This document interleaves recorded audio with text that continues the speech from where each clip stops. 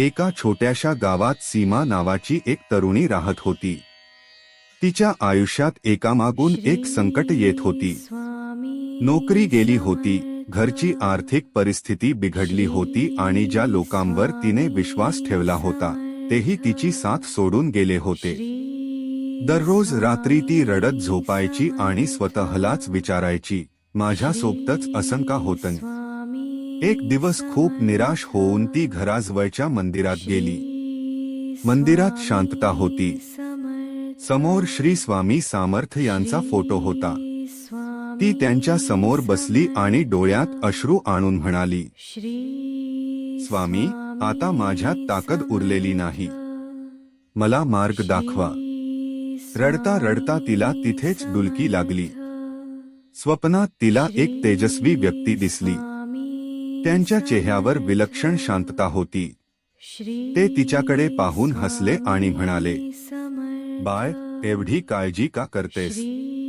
सीमा घाबरत म्हणाली, माझ्यासोबत कोणीच नाही. तेव्हा त्या दिव्य पुरुषांनी तिच्या डोक्यावर हात ठेवला आणि म्हणाले, भिऊ नकोस, मी तुझ्या पाठीशी आहे. अचानक तिची झोप उघडली. मंदिरात कोणीच नव्हतं, पण तिच्या मनात एक वेगळीच शांतता होती. तिने त्या दिवसापासून स्वामींचं नामस्मरण सुरू केलं. काही आठवड्यांतच तिला नवीन नोकरी मिळाली. घरची परिस्थिती सुधारू लागली.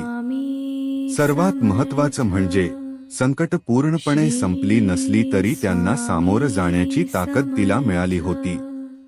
तेव्हा तिला समजलं की स्वामींचं भिवू नकोस, मी तुझ्या पाठीशी आहे हे फक्त वाक्य नाही, तर प्रत्येक भक्तासाठी दिलेला आशीर्वाद आहे. आजही जेव्हा भक्त अडचणीत असतात, निराश असतात किंवा एकटे पडतात, तेव्हा स्वामींचे हे शब्द त्यांना पुन्हा उभं राहण्याची ताकद देतात. भिवू नकोस, मी तुझ्या पाठीशी आहे. असेच स्वामी समर्थांच्या प्रेरणादायी कथा, चमत्कार आणि भक्तिमय अनुभव ऐकण्यासाठी हा चॅनल नक्की सबस्क्राईब करा. व्हिडिओला लाईक करा आणि आपल्या मित्रपरिवारासोबत शेअर करा. श्री स्वामी समर्थ. स्वामी समर्थ. श्री स्वामी समर्थ. श्री स्वामी समर्थ. श्री स्वामी समर्थ.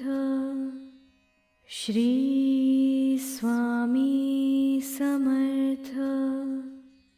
श्री स्वामी समर्थ. श्री स्वामी समर्थ. श्री स्वामी समर्थ. श्री स्वामी समर्थ.